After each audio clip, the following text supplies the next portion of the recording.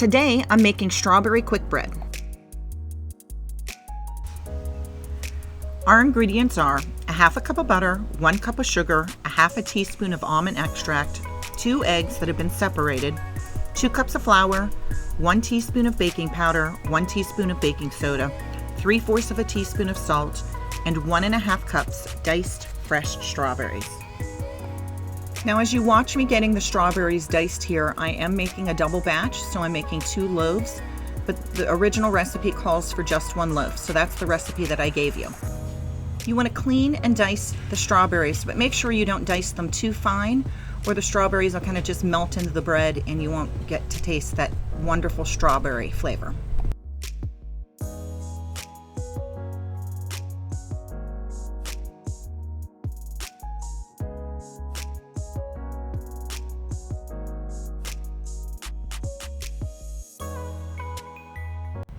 I've been making this recipe for over 30 years and it always comes out wonderful. Sometimes I've even not had enough strawberries, or I've added a little bit extra. When you do add a little bit extra, your bread will be a little maybe on the super moist side, so keep that in mind.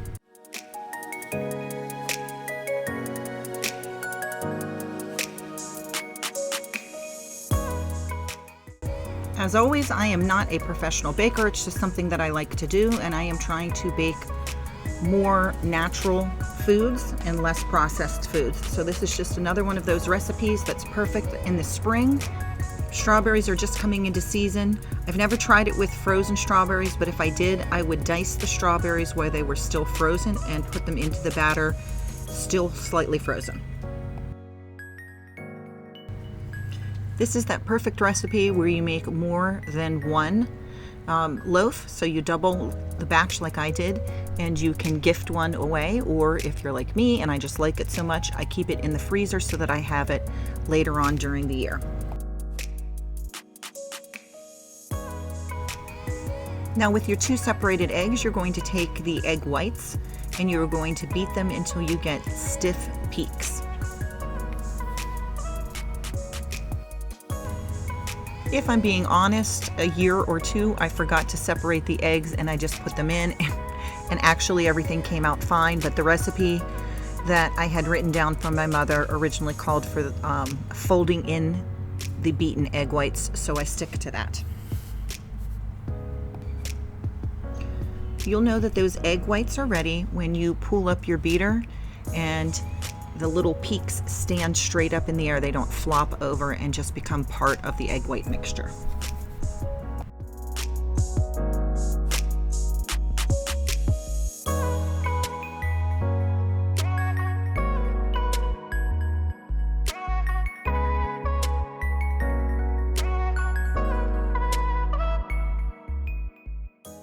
I'm finally at the point where I can see the stiff peaks. I'm holding them up there to show you. And I'm putting that off to the side. That is going to be the last thing that we incorporate into this batter.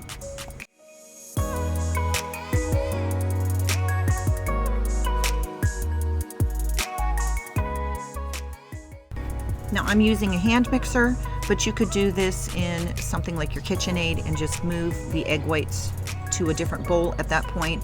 And then I'm taking some room temperature butter and I'm going to cream that with the sugar.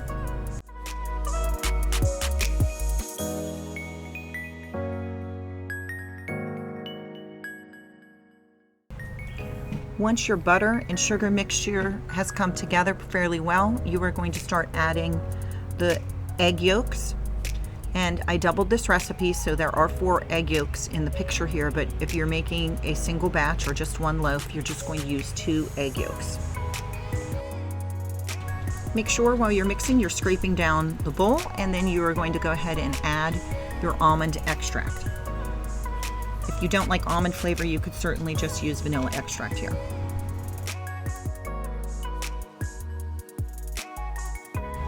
You're going to go ahead and add the baking soda, baking powder, and salt, and then mix that in slowly.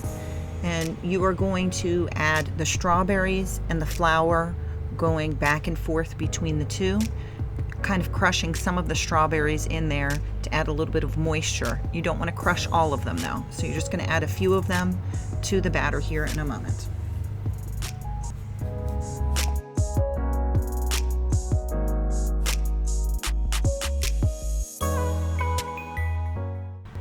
Now, as it's kind of early in the season, these are not the nicest of strawberries, so they're not as juicy as they will be a little bit closer to June, but I do want to crush them to get some of that moisture into the batter. When you get those really fresh, juicy strawberries, it won't take any effort at all to get them all crushed in there. So I'm just going back and forth with the flour a little bit at a time, adding a few more strawberries to add moisture as needed.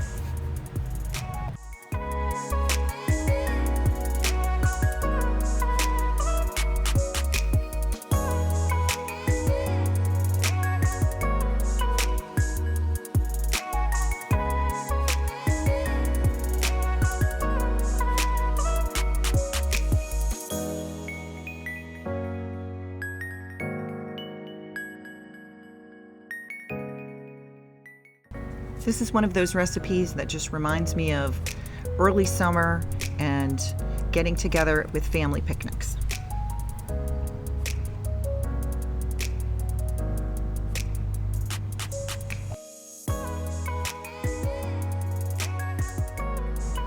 I've added the final bit of strawberries and notice that I'm mixing really just to get them into the mixture, but I'm not mixing anymore to crush them. I'm trying to get them into the batter, which is quite thick, but it gets easier to move once we add or fold in those egg whites.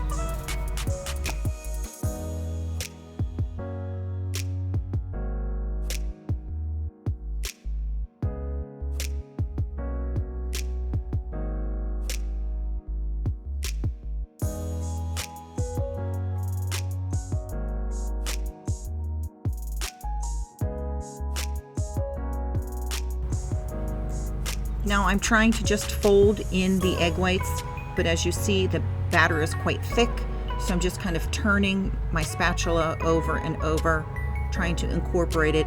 The egg whites are supposed to kind of give air and lift to this, and maybe had I used a melted butter, I've never tried it that way. The recipe calls for softened butter, so I just leave it out on the counter. But if I got it slightly softer, it might be easier to incorporate these. But you'll notice that the batter is getting quite loose at this point in time, and it's ready to divide up into the 2 loaf pans. And I will line the loaf pans with parchment paper so that they're easier to bring out at the end.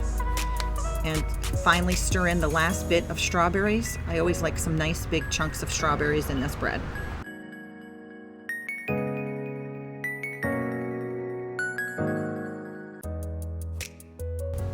I don't know if you can tell, but I did put a line of parchment paper and greased my bread pans. These are just 2 standard 9x5 bread pans. You could put them in a smaller pan. It will just come out taller and might take slightly longer to bake.